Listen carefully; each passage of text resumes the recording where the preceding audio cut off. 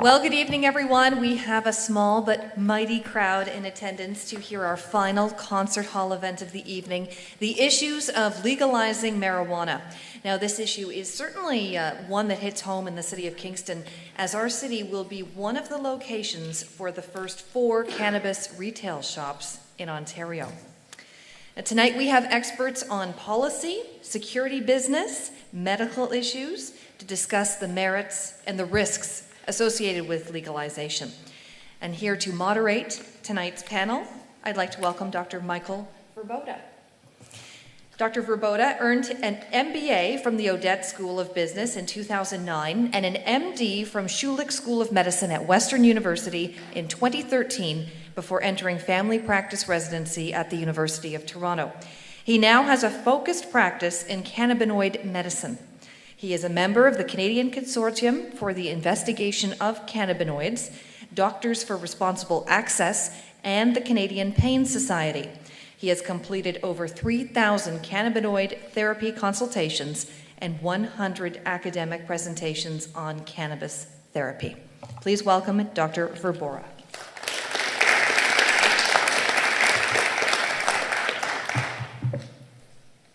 Good evening, everybody. I just want to start by asking, I think this is a really monumental point in history, and just wondering, is anybody here around when alcohol was under prohibition? So the point I just want to make, no hands went up, is that this is a once-in-a-lifetime release of prohibition, essentially, on a substance. So it's going to be interesting to see what pans out. Okay, so I'm going to dive right in, and so the intent of this is really to have some debate and try to push people on their positions and look at what the pros and cons of numerous areas around both medical, recreational cannabis is. So I guess we can just go in order, and my first question to the panel is, what is your overall position on the legalization of cannabis and why? And we can give everybody maybe 2 minutes to discuss. Yes, can you hear? Okay, thank you, yes. So obviously I support legalization. You cannot regulate something that is illegal. And you mentioned prohibition, or maybe it was Joy. So during prohibition, there was no quality control and people died from bootleg alcohol. So at the same time, arrests went up and workers in the entertainment industry or in restaurants lost their jobs. So what I hear, or what I saw in my reading, was that 3% of all Canadians have had arrests for simple possession. And I wonder if that means that young people may not pass a police report or a police check, criminal record, and whether that lasts for forever. And a decade ago, I had a patient, this is well before the current legislation, that had an extremely severe chronic pain condition as a result of a car accident, which was a near-death car accident. And I prescribed or authorized medical cannabis for him under the previous legislation. Unfortunately, he was stopped by the police driving with an expired permit, and that meant that they searched his car and they found a little bit of cannabis in his car, and so he actually was arrested and had to go in front of a judge, and I wrote a letter, and that was the end of it. So it's so important to have regulation, so really, really, really enforcing the minimum age, and absolutely have to have plain packaging. There can be no marketing or commercials.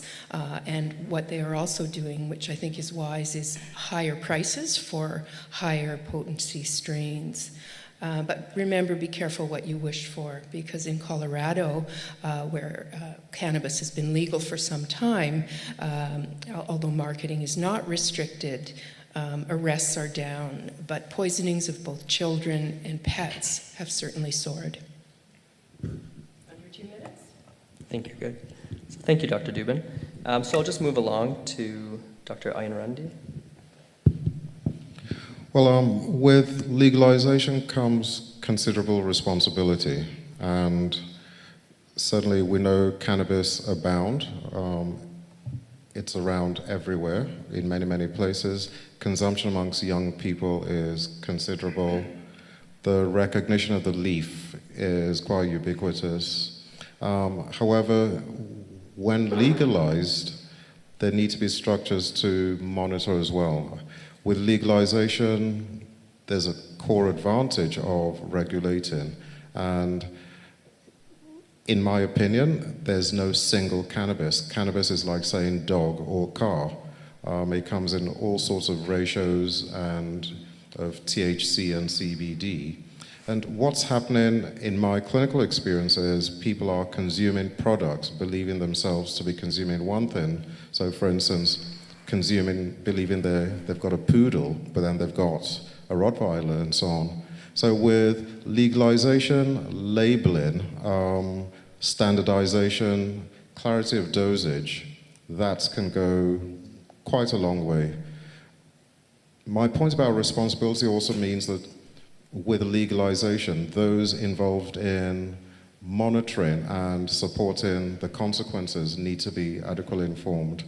In my opinion, we could still do a lot more cannabis literacy amongst health professionals, amongst first responders, amongst people within the criminal justice system. Health and cannabis literacy in schools is considerably poor at the moment. So this presents an opportunity for dialogue, and I think, I certainly know the world is watching. I get a lot of interest from all over the world regarding this. So legalization makes sense. However, it comes with considerable responsibility, and today's dialogue is in that direction. Thank you. Okay, thank you for those comments. So both the physicians, one with a history of treating people who have adverse, essentially, reactions to cannabis, support legalization, and the other who is an authorizer also supports. You have a question? I'm not quite sure what Dunnan? Dr. Dubin. Dubin? I think the question was, what's your position? I think both of them stated that they do support legalization, and more so for regulation. I know as a doctor she prescribes, but Okay. thanks. So I'm going to move on to Mr. Henderson from the OPP and get his position on this. Yes. Well, again, speaking on behalf of the OPP tonight, we enforce the Controlled Drugs and Substances Act, and we proactively investigate criminal and organized crime factions. It's still an offense for recreational use.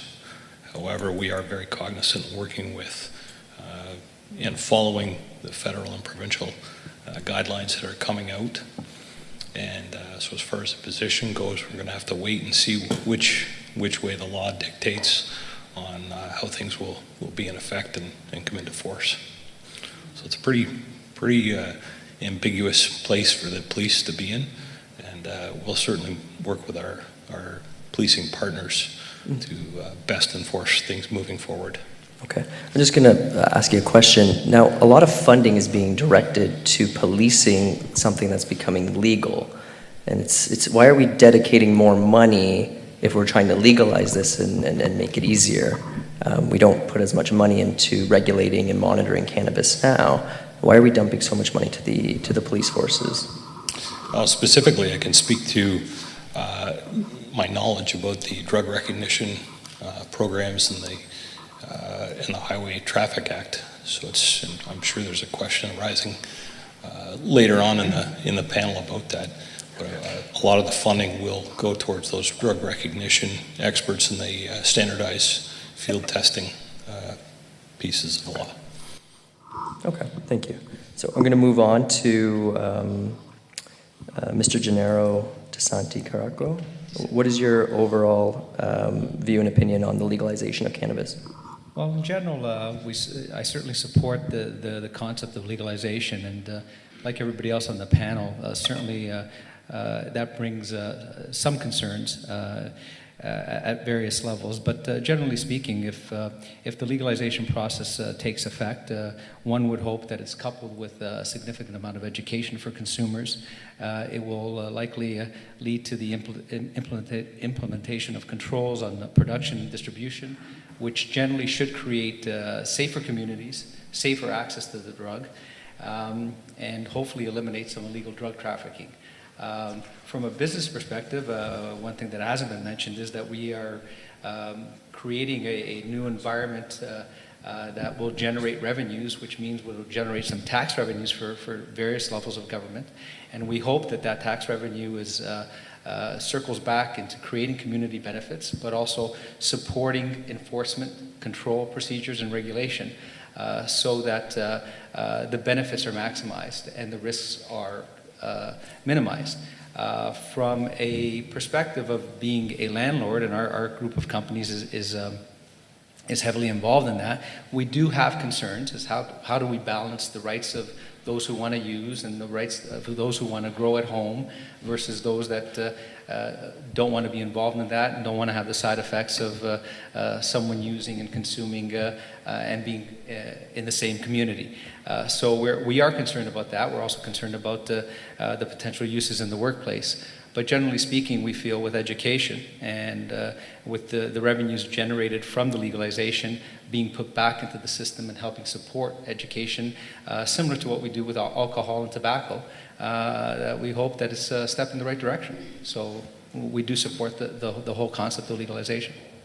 Okay, so thank you. So it seems like the overall themes here are legalization brings with it a lot of challenges, a lot of things that we need to take into consideration. But overall, having a regulated market and proper education may overall be beneficial for consumers or patients and the general public.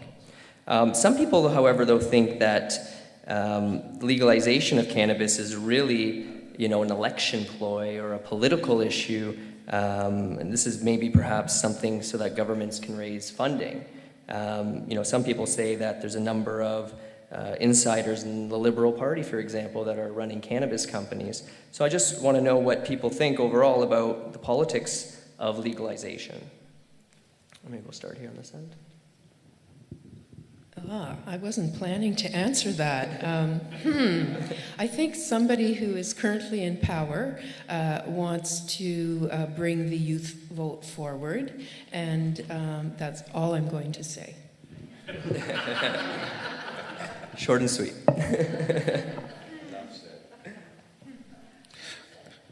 As a Brit in Canada, I don't feel qualified to comment on Canadian politics. I've survived my first winter with great pride.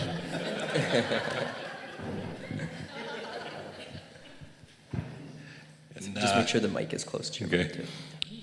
Again, speaking on behalf of the OPP, I know where my paycheck comes from every second week, so I probably should take a refrain on that question.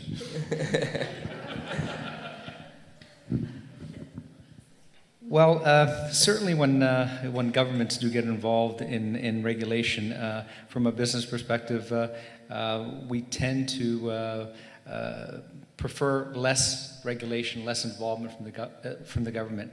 In an instance where we're talking about legalizing cannabis and introducing that into a legal kind of business environment, I'm trying to look at it from a positive point of view, and there always are ulterior motives, but at the end of the day, we're generating a substantial new growth opportunity in terms of revenue generation for all levels of government. And generally speaking, that works to the benefit of citizens as a whole and the community as a whole. Governments are known for misallocation and misspending, but generally, if they have more revenues, they can do more good. So we'll hope for the positive. So perhaps we can't speculate as to if there's other intentions at play. Okay, so I'm going to move forward. One of the major concerns, and there's not a day that you don't hear about the potentials of impairment when it comes to driving. And then we talked about how a lot of funding is going to be dedicated to keeping our roads safe. is the legalization of cannabis going to make our roads unsafe? Well, we know that cannabis impairs judgment, it impairs motor skills, and I think Bernard Lefol or Benedict Fisher has a gigantic driving simulator in the basement of CAMH in Toronto, Centre for Addiction and Mental Health. So they've tested people, and they do know that people drive more slowly, tend to drive more slowly, but the more challenging the drive becomes. So just imagine you're on 401 during the rush hour and there's freezing rain, and the driver's control deteriorates. So we also know that people have difficulty multitasking and reacting rapidly.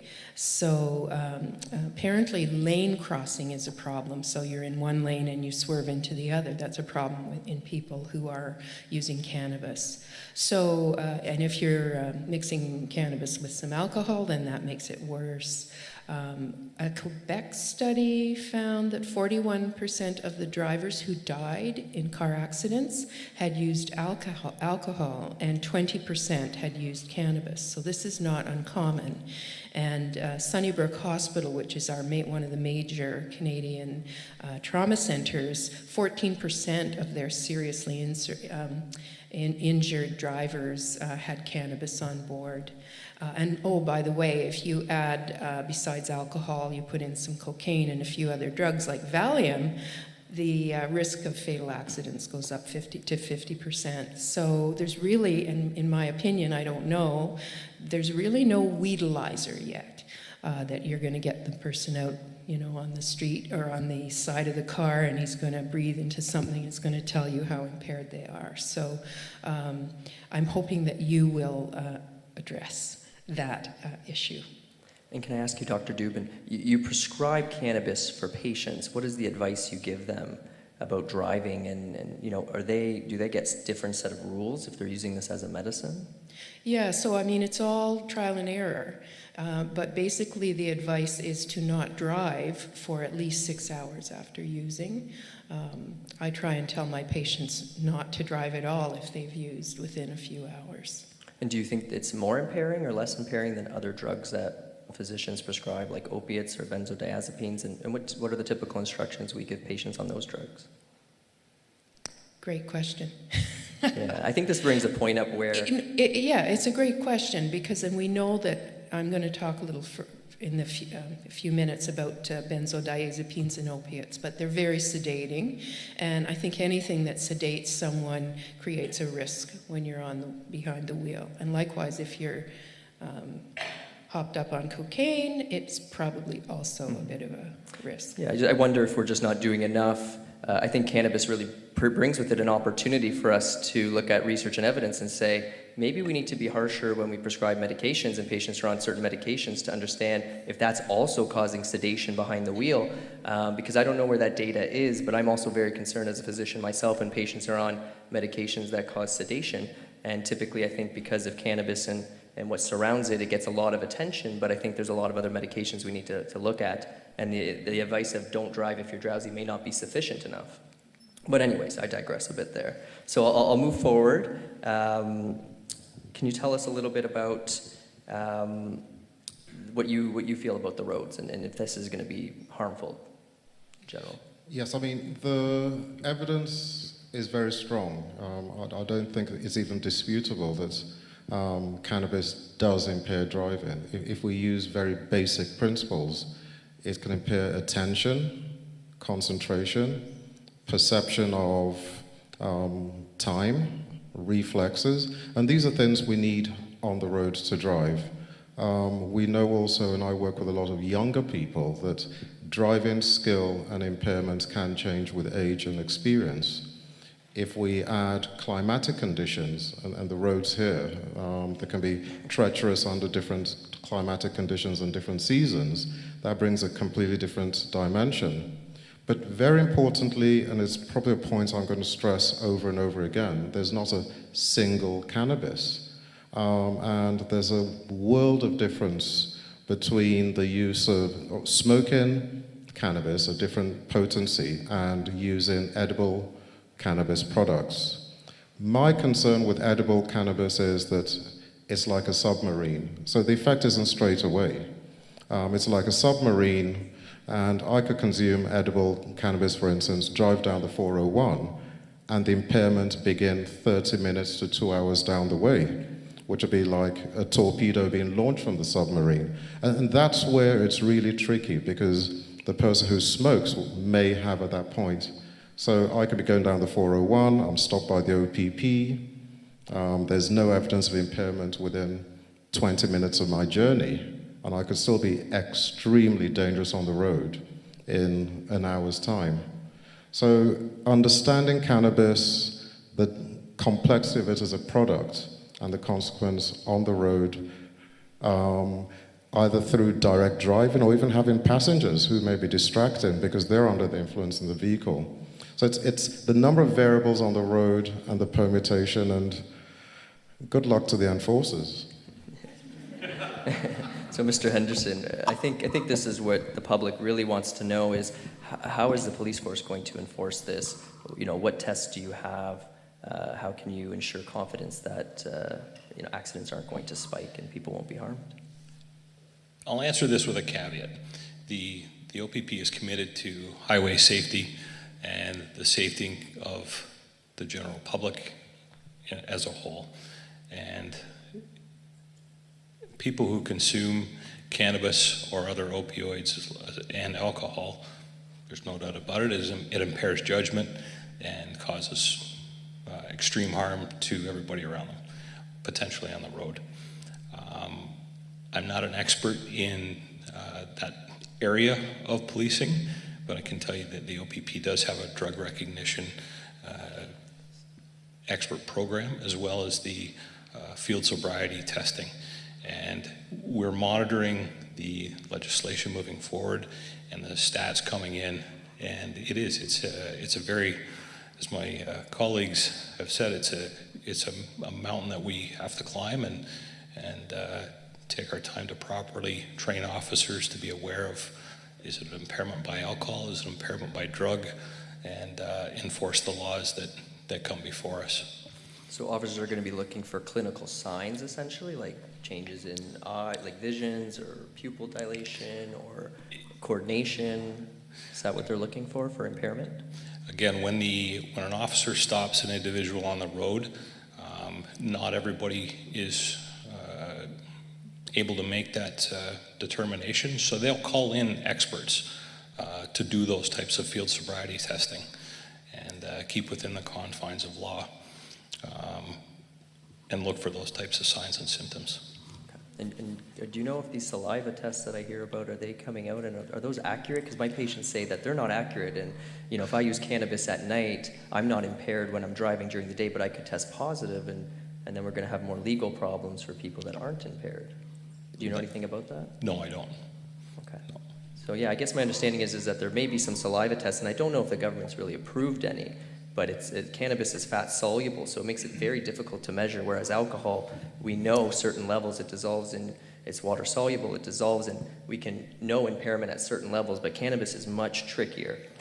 Patients or people who use regularly can have a tolerance, and they could have a much higher level in their bloodstream, but they may not be impaired. So I think it's extremely difficult to find an objective impairment method, and it's going to be interesting to see how it evolves.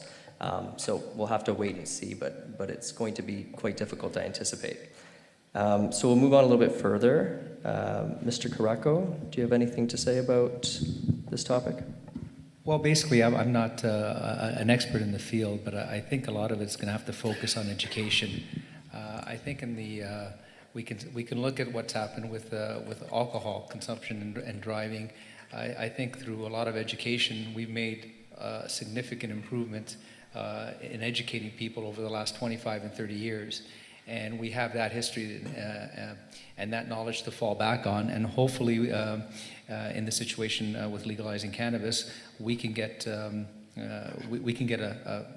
head start on educating people and making them understand the risks associated with driving impaired. And I'm not sure if legalization is going to increase or decrease the amount of people driving who have used. It exists now, and through better education and enforcement, hopefully we keep controlling that situation and improving it. I think it's quite complicated overall. Even if you look at Colorado, people who are using cannabis and driving, there's actually less people using alcohol sometimes, and we know alcohol is also linked to car accidents, and those are aggressive drivers, not passive drivers. I think it's really we're gonna have to actually look back in a couple of years and anticipate, because I think there actually may be some benefits there, but there's gonna be some drawbacks, and there's definitely impairment with cannabis, but the question is will people use less other drugs that are more dangerous? The risk of getting into a car accident impaired on cannabis could be 2 to 5 times. The risk of getting into a car accident at 0.05 blood alcohol could be about 5 to 7 times, and that's legal. The risk of a car accident past the legal limit could be 10 times, and then texting and driving is as high as 17 times an increased risk of driving. So the science is going to evolve, impairment tests are going to evolve, and we're going to have to actually look back and reflect on this and say, where are the benefits we see and where are the drawbacks that we see. Thank you for sharing your thoughts on that one. I want to move to a really interesting area, and I'm a student health doctor as well, and probably one of the most common substances my students are using, typically against my advice, is cannabis. And students are typically between the ages of 18 and 25, and then there's even younger teenagers who are using cannabis, and it seems like this is their drug of choice. And I'm wondering what everybody thinks overall on cannabis and the developing brain. Are these children, teenagers at risk for long-term damage? Great question. Cannabis is not benign, and you're right, adolescents are using it very frequently, and they look on it as a completely benign substance. They do believe, and maybe they're right, that it is less dangerous than alcohol. And to date, as far as I know, 1 in 5 adolescents has already tried cannabis. So this links to, if they're regular users, a drop in IQ and more difficulty paying attention, more impulsivity, and poorer executive function. So the executive function is the part of the brain, that's the wise part of the brain, that prevents us from making dangerous and risky decisions. And certainly imaging studies in the population have shown changes in the white matter of the brain. So memory, learning, judgment, and IQ are impaired in long-term users, and fetuses that are exposed in the womb do face similar cognitive harms in the future. So yes, it's a great idea to limit the age at which you can purchase, but hey, I grew up in the 70s, right? So we could get alcohol whenever we wanted. There was always somebody who would go to the liquor store for us. And I can assume, sorry, I'm admitting it, it's true. Hard to believe, but anyway, I think this is going to happen in our youth as well. And again, I mentioned earlier, as did you, psychosis and schizophrenia. Again, I had a patient with uncovered schizophrenia, and then another grade 9 student who came in complaining of severe anxiety. And it turned out he was smoking marijuana daily, and I think that was part of a withdrawal syndrome for him. So, I'm going to just say young people face a lot of harms if they use before their brains are mature. Can I ask, do you see any benefits in the medical side of cannabis for young people and their brains, and such as seizure disorders, where they're using CBD, for example, and it sounds like it's neuroprotective? Do you know anything about that? You're talking about Dravet syndrome, at least primarily that's where there is evidence. So that's a very severe epilepsy syndrome in children and babies. And the only thing that seems to work for them is cannabidiol. And so, of course, there are benefits as well. I don't know about older children who have epilepsy type illness, whether it's the same. I don't know.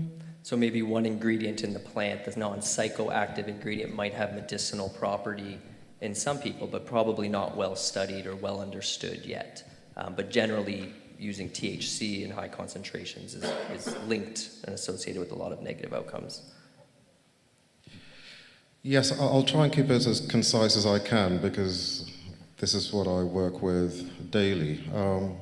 The evidence is strong. It's been built on all over the world, whether in rural Africa, India, New Zealand, Sweden, Australia, Canada, that frequent use of high-potency cannabis considerably increases the risk of psychosis, particularly in young people with a family history of mental illness. And we're talking of high-potency cannabis.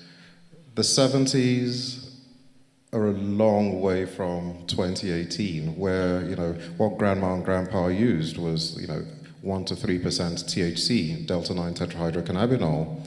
What people are using now ranges in the 20s, and some people, young people now, are using cannabis 10 times the THC potency of what their grandparents used.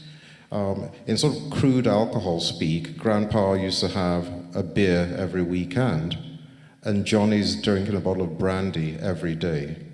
So there's a difference in the potency. We know that frequent heavy use of high-potency cannabis significantly increases the risk of psychosis, being out of touch with reality, hallucinations, delusions.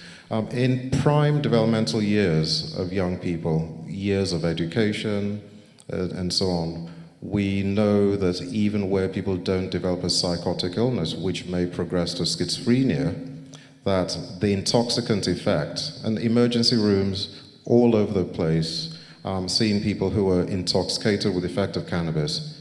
It'll be transient for a number, but for those with a genetic risk, they may also wake up the sleeping dog of psychosis. Some people are repeatedly intoxicated, just like getting drunk over and over and over again. And in developmental years, with people in school, college, and I do a lot of student mental health, it is posing a problem. Not for all, but when you see the consequences, when a bright young person becomes unwell and psychotic, when parents are distraught about their young person with potential being ill, it's heartbreaking. We're working with it. There's a lot of cannabis literacy being pushed. We know there's a whole subculture. Really quickly, it's not only in Canada, in the UK, you can send a text with a maple leaf indicating cannabis to your drug dealer, a maple leaf and a rocket, high potency. More rockets, the stronger the potency. We know we've got people like Snoop Dogg with songs Smoke Weed Every Day, SWED as street parlance, and so on. It's got implications for other young people in uniformed forces, the military, and I've been doing some work with the military here, raising cannabis awareness as well. So youth mental well-being and the impact of cannabis is a serious issue. The days of you must not smoke and finger wagging, those days are over. Informed use, less harmful use is the way of the present and the future. And we're having to adapt our medical practice and our approaches based on that. Thank you for those comments. Sounds like the psychosis of cannabis can really be quite destructive to an individual's and their family's life. It can be quite dramatic. It's a difficult diagnosis, I think, for the family, not just the person. Mr. Henderson, Mr. Crock, would you have any comments on this? No, we'll leave that one to the medical professionals.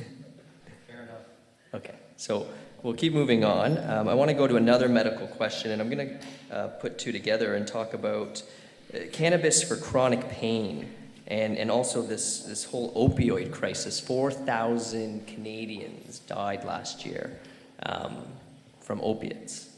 Is cannabis a solution to this crisis? Does it really help with chronic pain, or are people just getting high?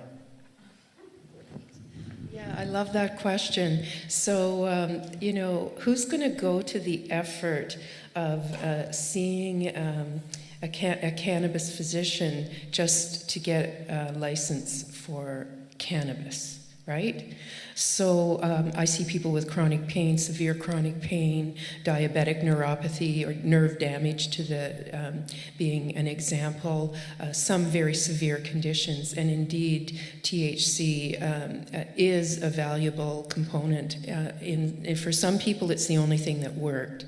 Having been involved in a couple of guidelines on cannabis, the point we make, though, is that it's not normally your first go-to. You should be trying other nerve damage type medications before going straight to cannabis, again, because of the risks. So yes, very, very interesting questions about the opioid crisis. And I mean, this is just a tragedy. And it arises really from many different causes. The first being that healthcare providers in Canada and family physicians or physicians in general get almost no education in pain management. I think we give 2 hours of lectures in medical school here, and we did a study that showed that family medicine residency programs got about 2 hours of chronic pain management. And this is a condition that affects about 30% of the population. So certainly cannabis also comes with its own problems if you're using regularly. So regular users or smokers anyway run the risk of chronic lung disease, lung cancer, testicular cancer, and so on. But there is good evidence, some good evidence, or moderately good evidence, for example, that cannabis can actually help negate part of the opioid crisis. So, for example, in Colorado, where it has been legal for a number of years, the number of opioid deaths have actually turned the corner. They're starting to fall. And the other thing is that purchasing purchasing cannabis on the street, you're taking your life in your hands, because that may be laced with other drugs. You mentioned fentanyl, I think. We also have had carfentanil in Kingston in a patient's urine drug screen. Carfentanil is the fentanyl that is so potent it's used to anesthetize or sedate elephants. And we know that it's extremely dangerous just to even touch it. So yes, I think that the licensed producers can actually help with the opioid crisis to some degree. It's really, really important that they have, and the fact that they have excellent, very, very careful, sterile situations. This is a product that's not going to be laced with anything. But I do want to say one thing, and that is that if you really want to make a dent personally in the opioid crisis, get yourself an naloxone kit. This will reverse an overdose. You can get them at most drugstores.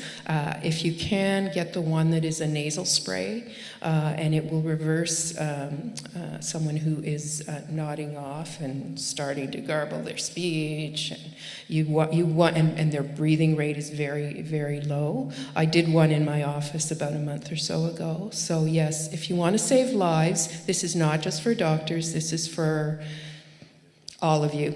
Schools should have them. Every single one of you should be carrying one, okay? So what I'm hearing there is that there's a potential benefit. It could be part of the solution to the opioid crisis, but regulation of this is also important to ensure that we also don't get cannabis tainted with opiates further contributing. Yes, my comments won't be as a pain specialist. However, I deal with a lot of pain, and if we assume that all pain is real, whether it's physical or emotional, then we do come across a lot of people who are trying to medicate significant distress, emotional, physical, psychological, with a psychoactive substance. We must painfully recognize that part of the opioid crisis is probably also linked with inadequate knowledge regarding opioids and prescribing practice. And a proportion of this is actually iatrogenic, what clinicians have prescribed or started people on. And I think the role of pain specialists in raising our awareness, whereby clinicians are more thoughtful about prescribing, is very important. The role of cannabis products in the management of pain, to the best of my understanding, has less risk. Certainly the risk of respiratory depression and things that come with opioids would be less. And I think as a medical profession, we have responsibilities as well to knowledge up consistently, whereby prescribing practice of opioids, from our point of view, at least we do our bit of it.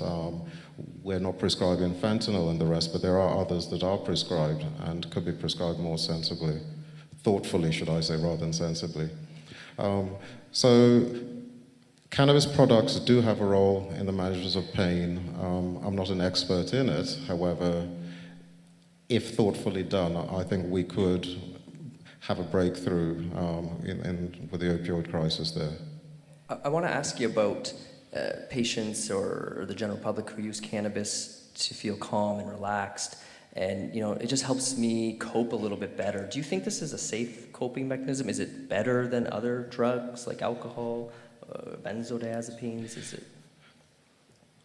I'm very worried about that. And the reason being, in Ontario, roughly around grade 7, 1.7% of young people in school would have used cannabis within a year.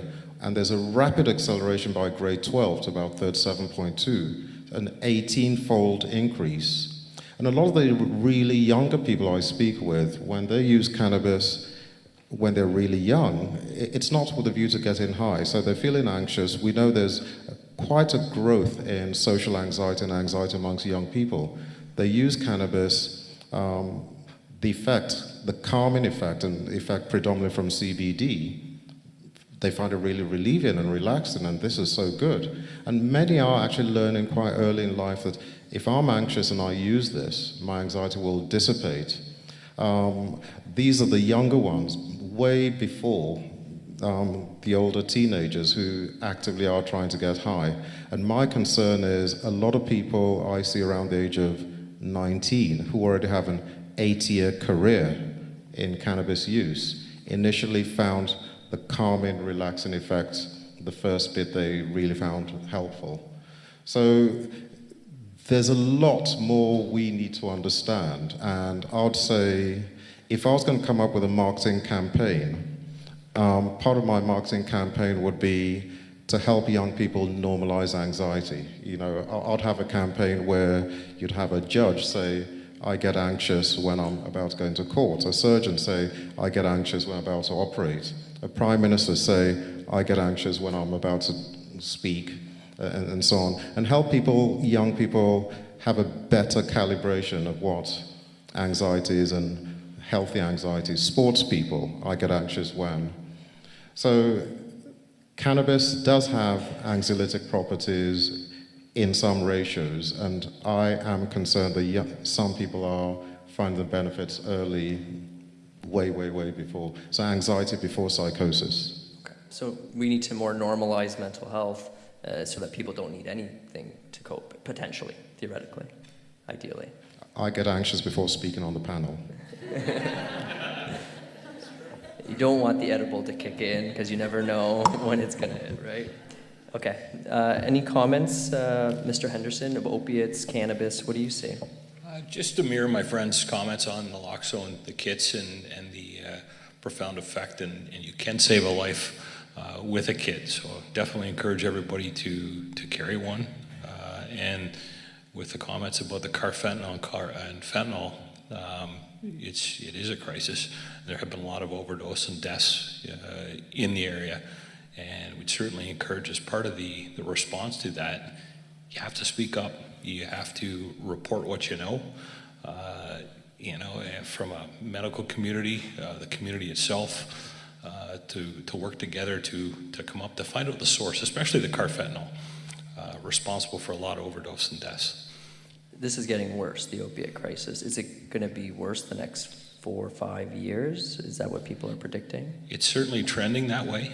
And from an enforcement aspect, it's difficult to find the source of where it's coming from.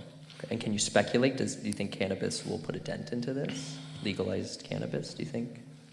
I'm asking you to speculate, so. That's a tough one. Fair enough. Okay. Mr. Caraco?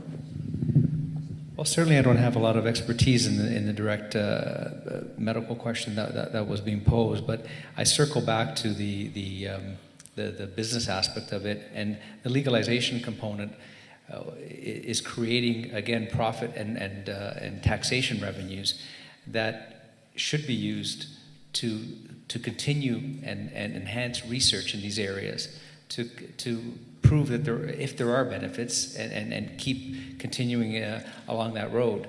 So I see legalization as a positive effect in the long run.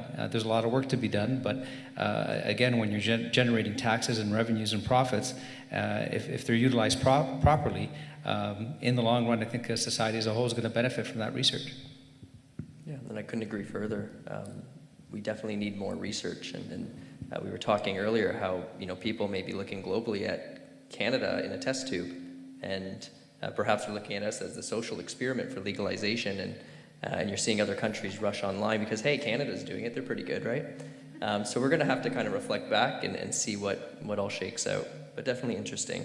Mr. Crocco, I have you on the mic. I want to ask about private residences. There's been concerns about landlords, people who own condos or rent out, about what's going to happen when cannabis is legal, smoking it in the house, growing plants. What's happening there? We're certainly very concerned about that because that's a major part of our business, and we are taking steps in terms of primarily we are in the rental business, and we are taking steps in our new leases to try and restrict certainly the use of cannabis in our buildings, and more specifically as well the growing of it in our buildings. It's not an easy task. It's hard to. It's easy to implement these things in legal documents. It's very difficult to enforce them, and it does require cooperation from our tenants, and it does require mutual respect with your neighbors. We've had instances in the past before legalization where we've had tenants conducting grow ops in our buildings, and it created huge amounts of damage, huge amounts of discomfort for neighbors, major electricity bills that were not paid for, and we had to incur them. And we don't want to go through that again. So we certainly see that as a potential negative. It's just a reality that we have to deal with. No different, I guess, than how smoking was years ago. And now as a society, we've educated ourselves, and it's not illegal to smoke, but it's restricted in where you can do it and where you can't do it. And we hope that we can get there. We're certainly going to. I'm sure that as legalization takes effect, we're certainly going to encounter issues. It's just odds, but we hope that we can control it. And as landlords, we're educating ourselves in how to best do it as well. Do you know currently what the proposed laws are? Will landlords be able to not welcome tenants who grow cannabis potentially, or? Well, we're restricting that, so our lease agreements will prevent you from doing that. It's a little bit more complicated if it's a medicinal use, and there are issues there, and there are those that will tell you that perhaps it's a little too easy to get medicinal permission. Let's use that term. But from the point of view of incorporating legal restrictions on it, we tend to do that. I mean, we're all going to do that in our properties, and I'm sure a lot of landlords are going to do it. The issue becomes enforcement, and really how difficult is it going to be to enforce it if you have a consistent violator. So interesting. It's going to evolve, and it seems like you're hinting at medical users have almost like a human right to have access to this, and some medical users decide because of the cost they're going to grow their own cannabis, which is also costly in it itself, but over a longer period of time it can be cost effective. But that then again poses problems potentially for landlords.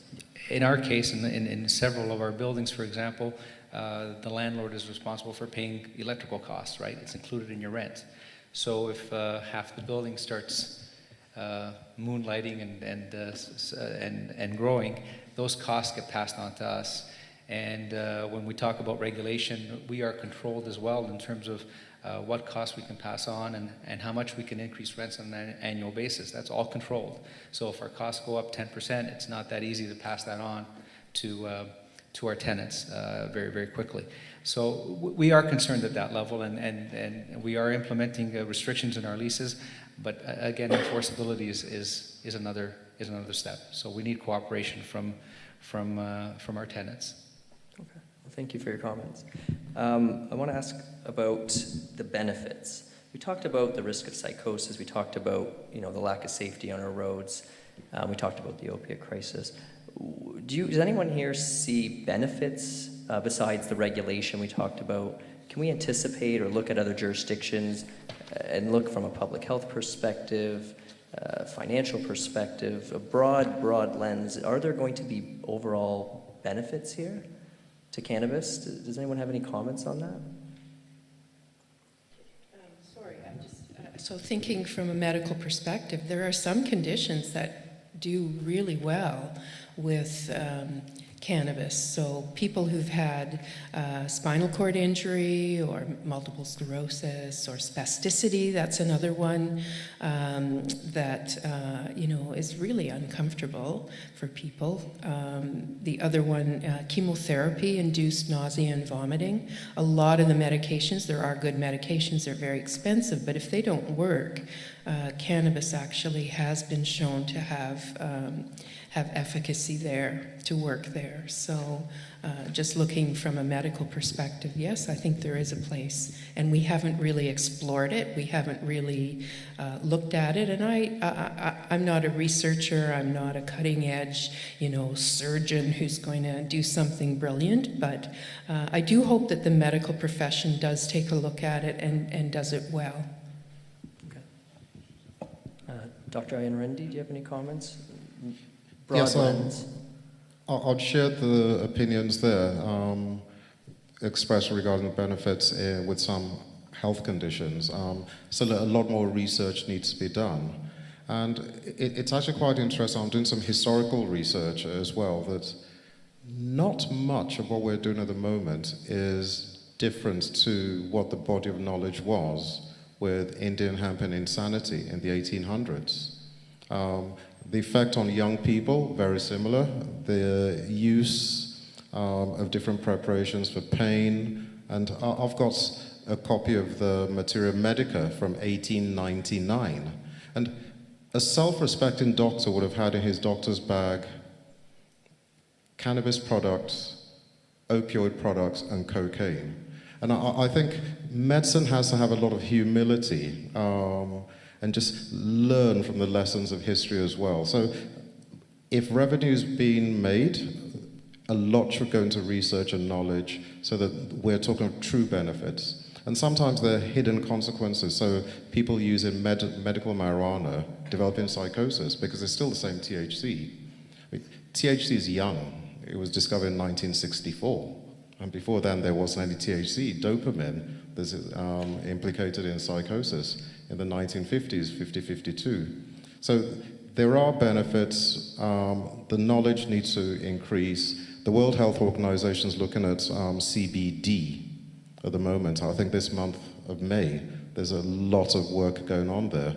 And there's still hundreds of other cannabinoids that haven't been researched. So, you've got a whole stable, and THC and CBD are the golden kids. But there's so many others that we don't know about. So there's a lot we don't know. And there are probably Nobel laureates still in nursery at the moment.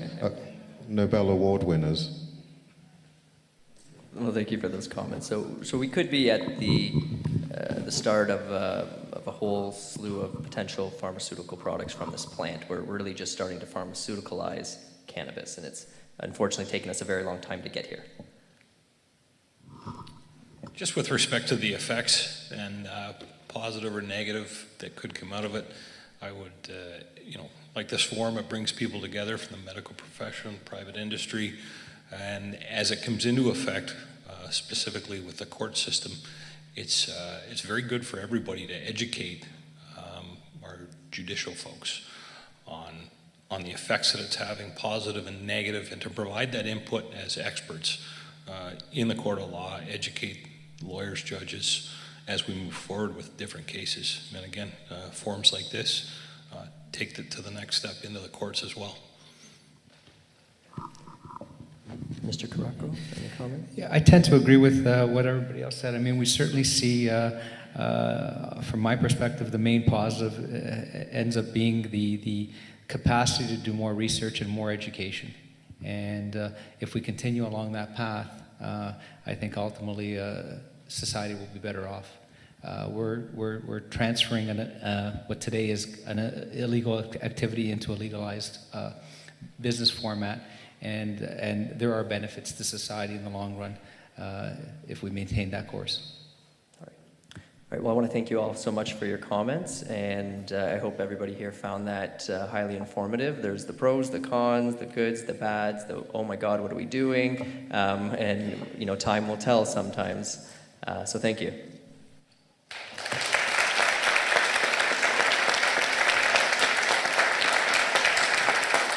Thank you so much, Dr. Verbora, and our panelists for shedding some light on this emerging issue in our province and in our country.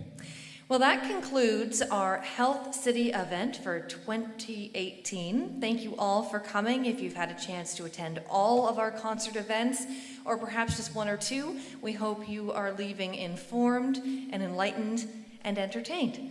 And hopefully you had a chance to check out some of the marketplace vendors that were available in our different rooms in this beautiful facility, so you can learn about some of the healthcare needs or some of the healthcare advice you can get right here in our community. I'd like to thank the executive committee who helped to make Health City a reality today. They have been working tirelessly behind the scenes to bring this event to you today, so thank you very much. And